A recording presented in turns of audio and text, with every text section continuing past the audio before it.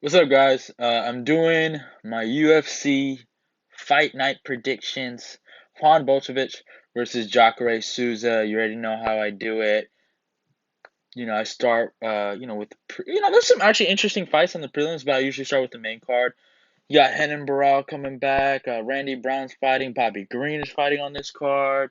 Sergio Morales is fighting on the prelims. So you got a decent prelim card, but I think the top three fights at the main card is very, very, very interesting. We're starting off with Marquez Perez versus Wellington Tournament. I'm going Marquez Perez. Um, hasn't lost a lot.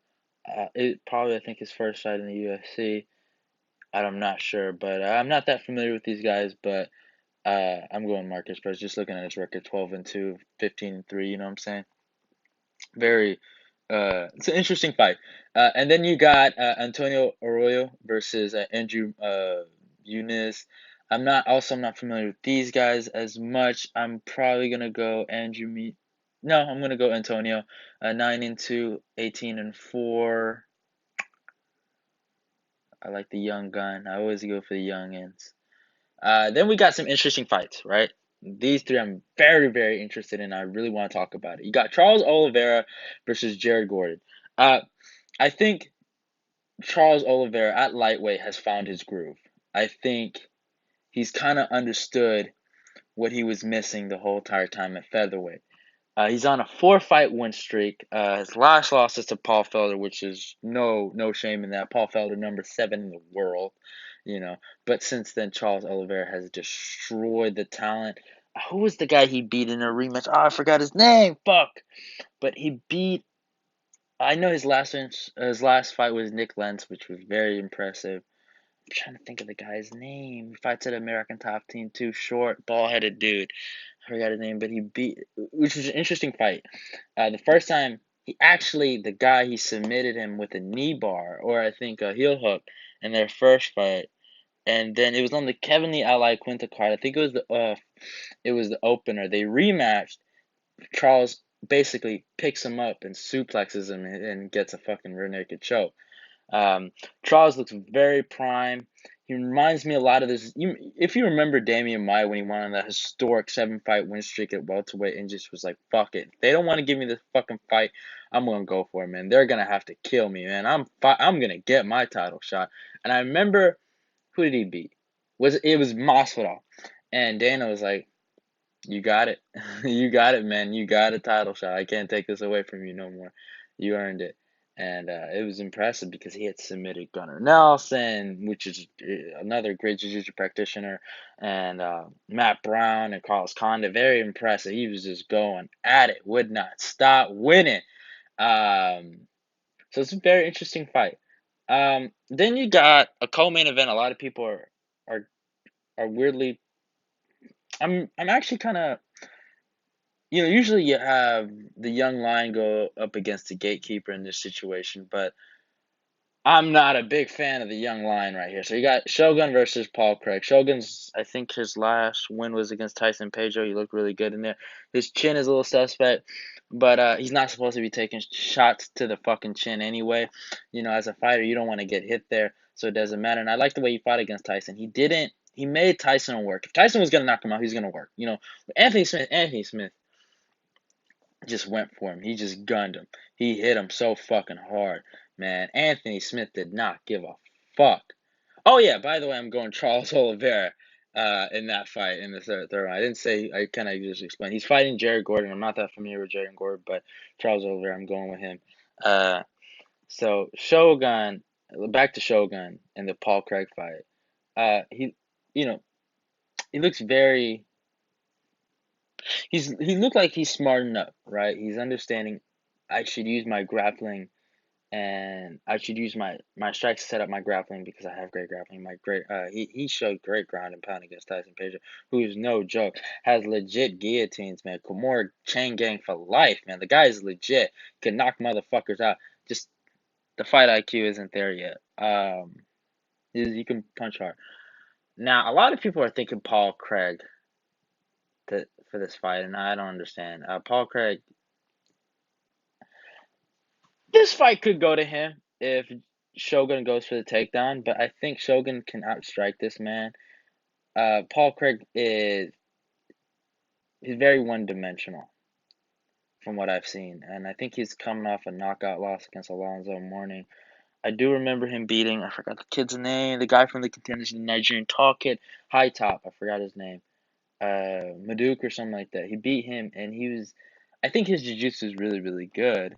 You know, if you saw him in submission grappling tournament, he'd probably look great. But the issue is he doesn't set up his takedowns with strikes. He doesn't set up a jab, bow, bow, bow, like to the face. He hits to the face and then goes and shoots for a double. But he doesn't really shoot for doubles. He gets like these weird single legs, and I'm not a big fan of single legs in MMA because they're very easy to get out of. You know, I've wrestled in high school, and single legs were probably one of the easiest things to get out of. Don't get me wrong, it does work, but I got Shogun in this, man. I think Shogun beats this kid standing up, and I think he beats him on the ground. I think all Shogun has to do is stuff the takedowns and apply a jab, and if he wants to take it down there, which I think he can win, but I don't think he needs to prove that, he can do that too. Craig, the only way I see Craig dominating this fight is if he just gets on top of Shogun and lays on top of him. But I've seen Shogun beat people like Corey Anderson who are phenomenal wrestlers and better takedown artists than Paul Craig. So I got Shogun in this. Then you got the main event. Very, very, very interesting light heavyweight main event. Both guys at kind of like crossroads of their career. Juan Bolsevich, Jacare Souza. I think in many aspects these guys are very similar. Uh, they are guys that are always near to the title shot. More Jacare Souza than Juan Bolsevich. But for a second, I think Juan Bolsevich was number 3. He went on a bit of a run. I remember he beat Jimmy Manoa and Nikita Krylov. You know, he was winning fights. So,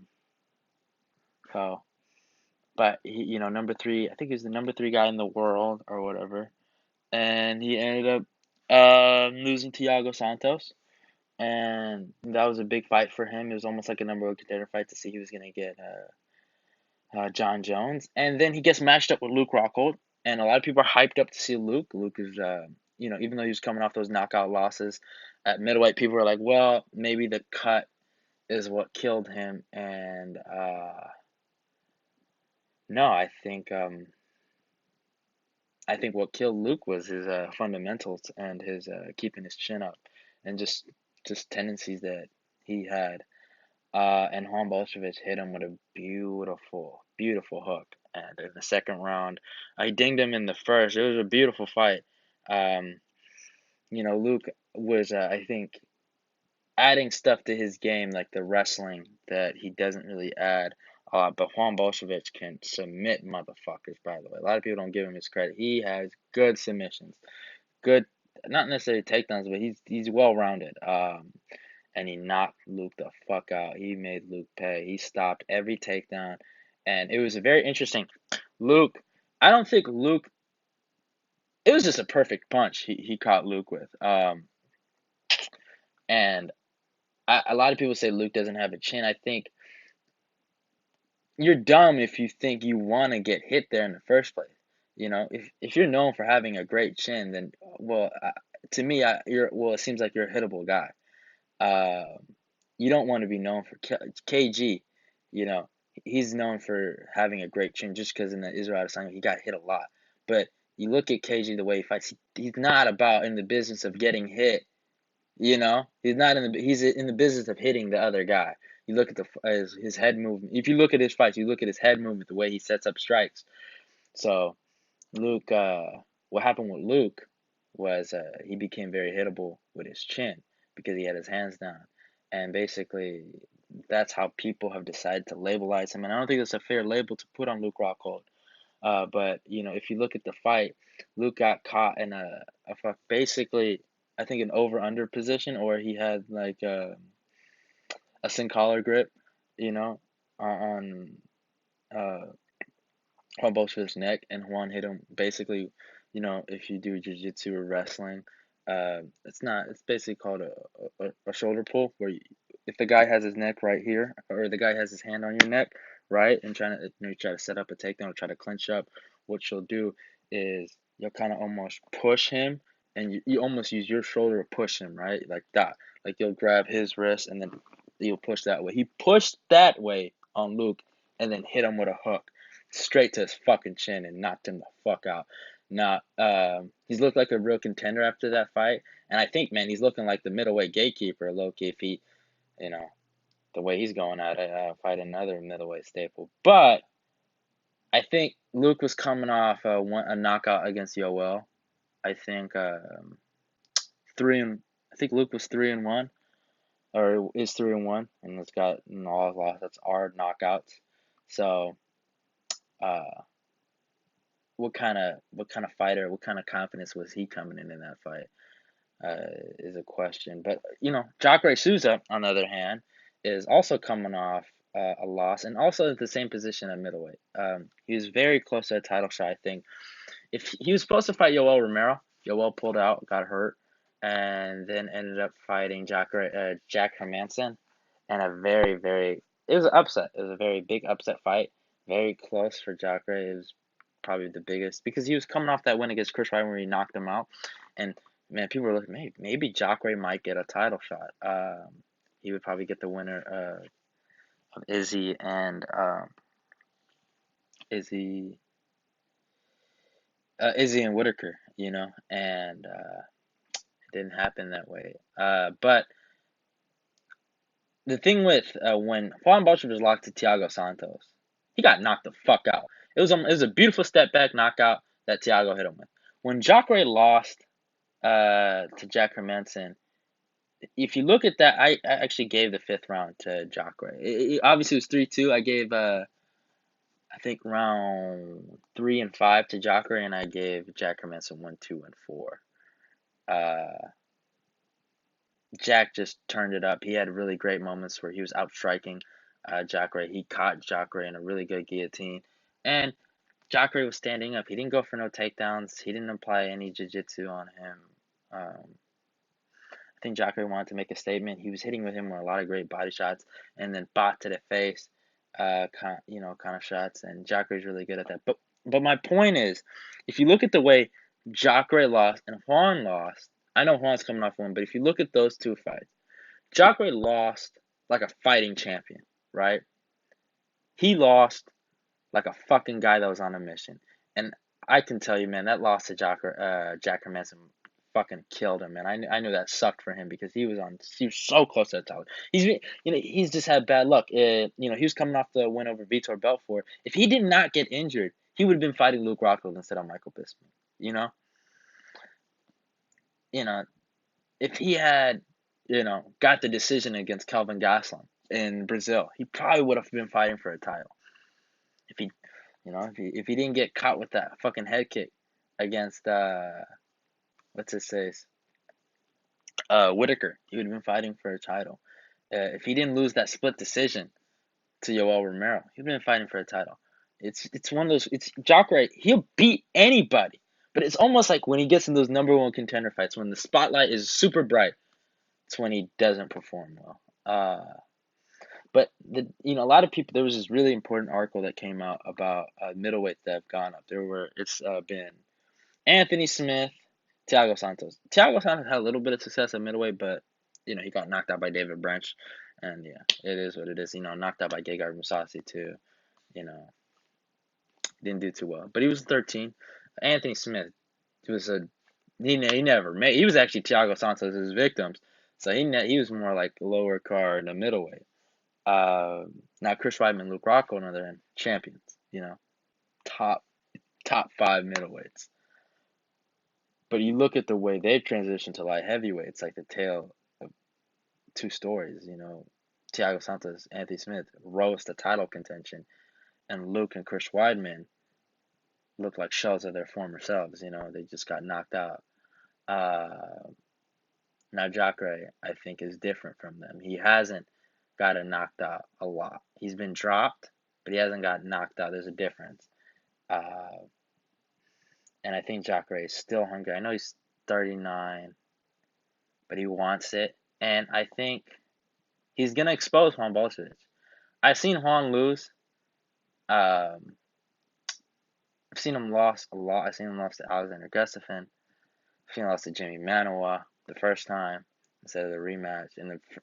First of all, if you want to be honest, in the rematch, it was a fucking split decision. Very close fight. Um, I think Jacare Souza is gonna beat this guy. I think Jacare is different. I think Jacare is a former Strikeforce champion.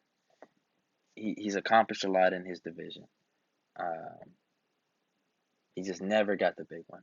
And same with Juan Bolsevich. But the difference between Jacare and Luke is Jacare hasn't tasted gold like Luke did. Jacare is hungry. Juan is hungry too, but I think Jacare is a little hungrier, and I think Jacare will beat him. I think he beats him either his with mixing his wrestling to. I think he will. He'll try to go for a takedown. Juan is good there too, but don't be surprised if a body shot leads to a knockdown.